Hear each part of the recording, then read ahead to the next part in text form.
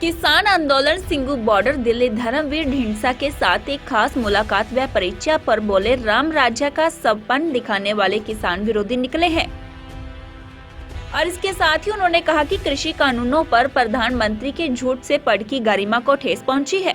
कुछ समय किसान आंदोलन में अपनों के बीच अपने किसान अन्नदाता किसान के साथ गुजारा और जाना कि क्या दुख दर्द और तकलीफ किसानों को है और केंद्र सरकार को भारतीय जनता पार्टी के नेताओं को बस एक संदेश यहाँ इस किसान भाई के ट्रैक्टर पर बैठकर देना चाहता हूँ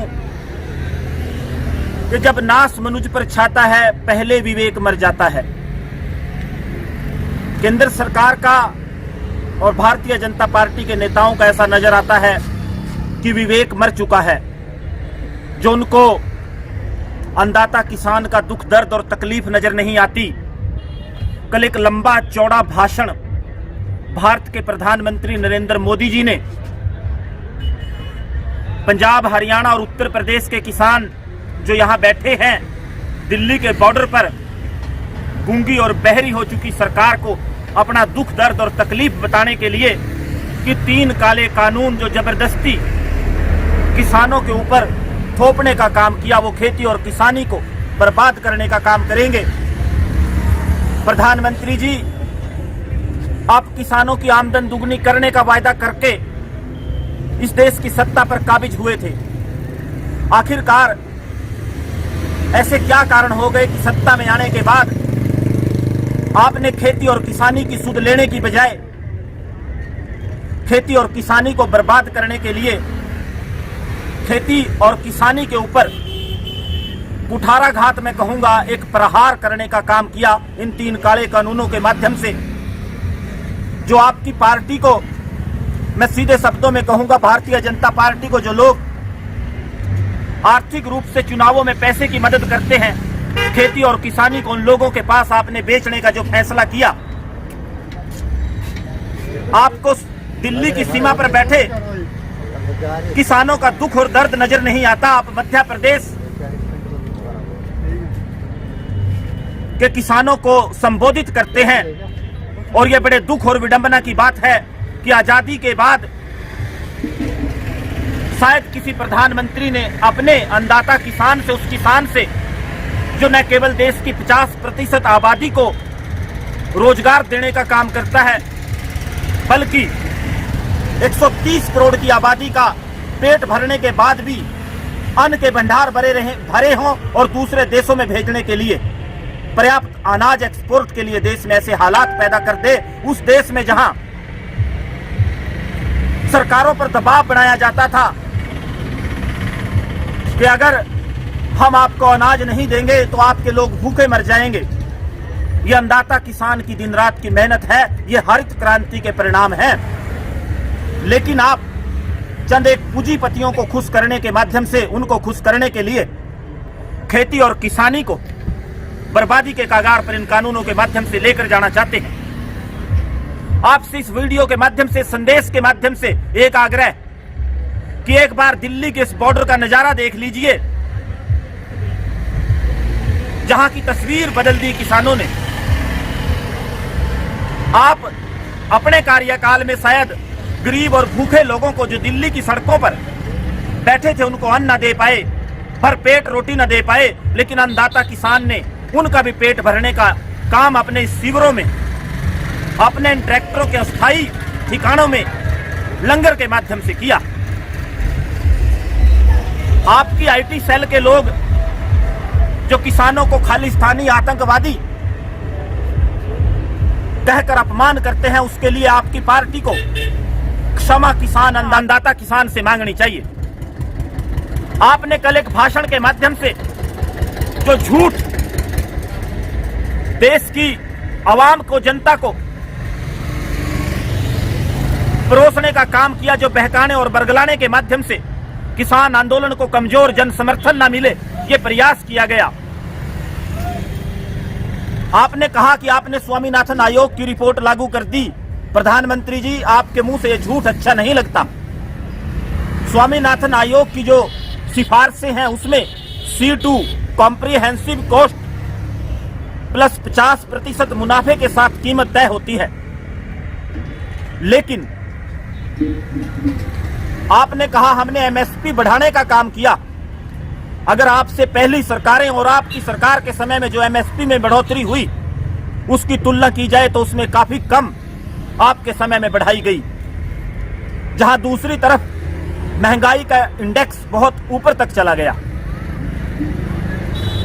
आपने कहा कि थोड़े से लोग विपक्ष के बहकावे और बरगलावे में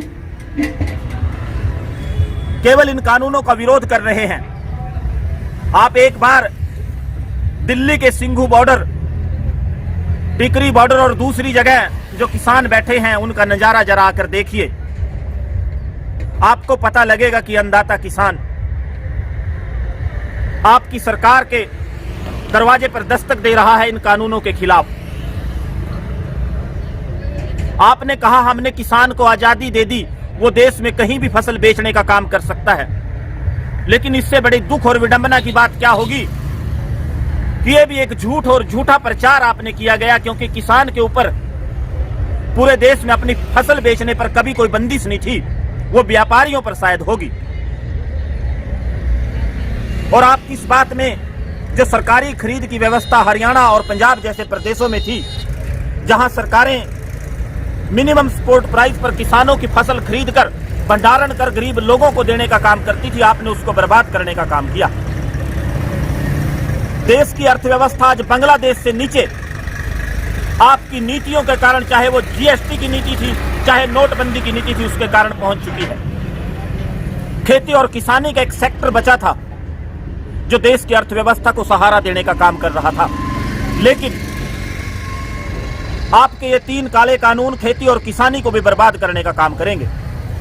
जब देश का अन्नदाता किसान इन कानूनों को चाहता नहीं, किसानों से कोई सलाह मशवरा नहीं किया गया, तो आखिरकार क्या ऐसी जरूरत है किसान के ऊपर इन कानूनों को थोपने की।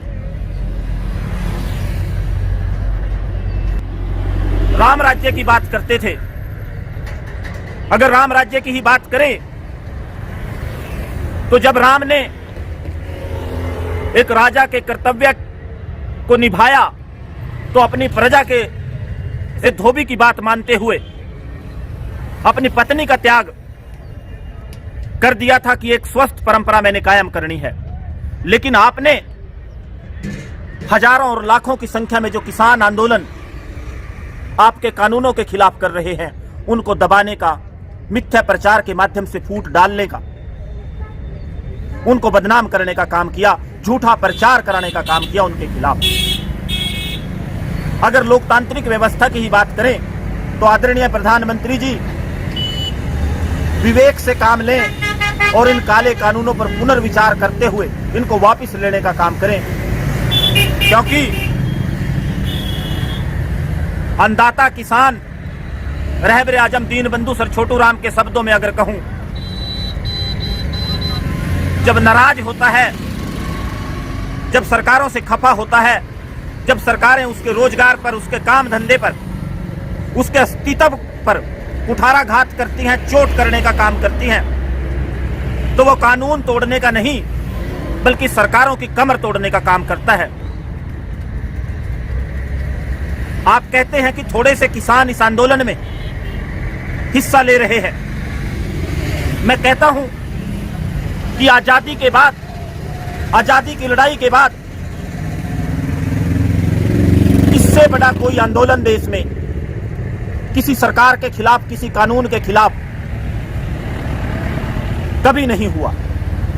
आजादी की लड़ाई के बाद ये दूसरी आजादी की लड़ाई जो आपके मित्र उद्योगपति हैं उनसे खेती और किसानी को बचाने के लिए अन्नदाता किसान लड़ रहा है। और जितना आप इसको दबाने का काम करोगे, ये क्रांति, ये आंदोलन उतना ही ज्यादा मजबूत होगा और आपका सिंहासन, दिल्ली का सिंहासन तक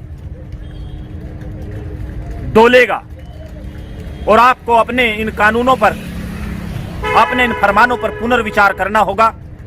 धन्यवाद। जय